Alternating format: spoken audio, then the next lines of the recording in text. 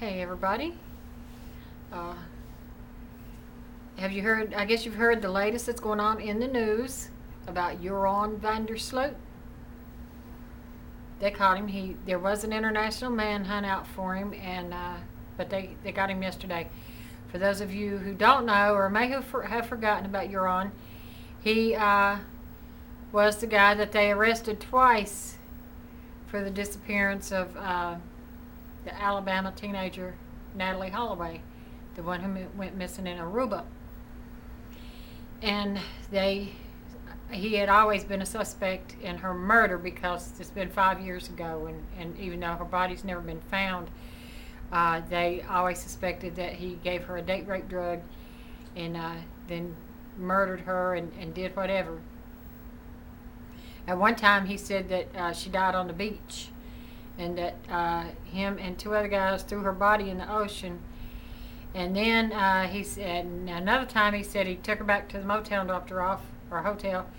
And then another time he said that they were partying at the hotel and she was taking drugs and fell off the balcony, and that they buried her body. So he's told 3 or 4 different stories, and can you believe any of them? So anyway,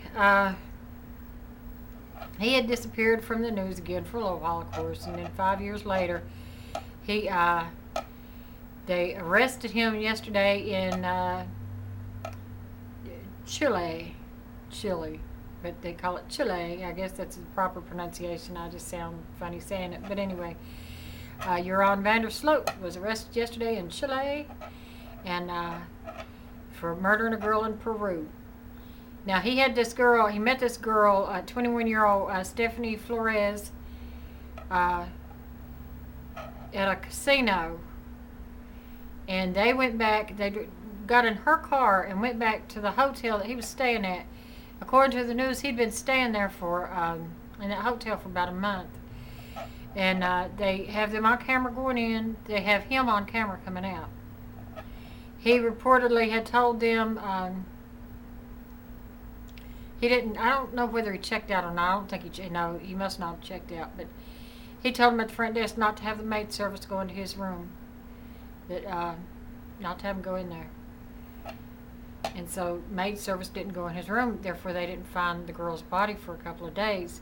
So 2 days after they got him coming out on camera, they went into his room. They found her body.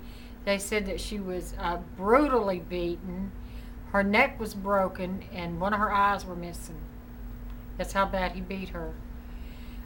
They said that there was as they know of right now, no signs of sexual assault. So apparently no sex took place. She was a lesbian. So they figure apparently he took her back there and wanted to have sex, and she told him she was a lesbian or whatever, and then he really felt rejected. So anyway, when they found her body, they said she was face down, rolled up in a comforter. So that was either one of 2 reasons. Either he was going to send somebody back to carry out that comforter and get rid of the body, or he wrapped it up in the comforter long enough to cover up the smell so there wouldn't be a foul odor, so nobody would go in that room and he would have time to get back to Argentina.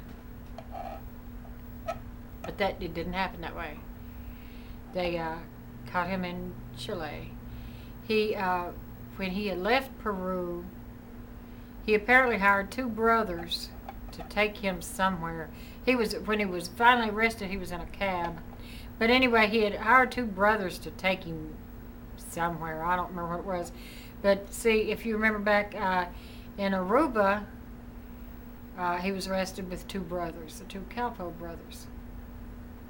So, yeah, and then they say that he's going to prison in Peru, and they call Peruvian prison one of the roughest prisons. They call it's a hellish place to be, is what they say.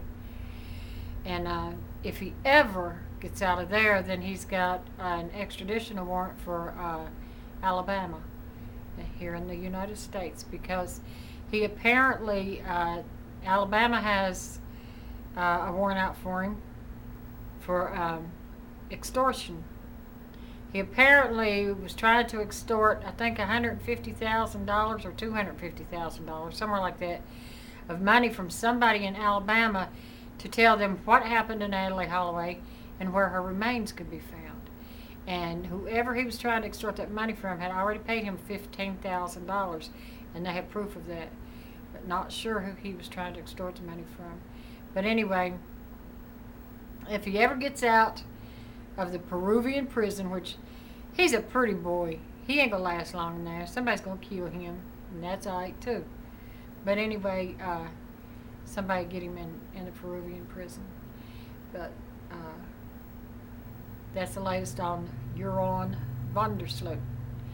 And for those of you who don't know by now, Rue McClanahan passed away. That was so sad. She was one of the Golden Girls. She played Blanche, the slut. But she passed away yesterday. I think it was yesterday morning, about 1 o'clock in the morning. She had a massive stroke. She had breast cancer in the mid-90s, I believe it was, 96, 97, somewhere like that.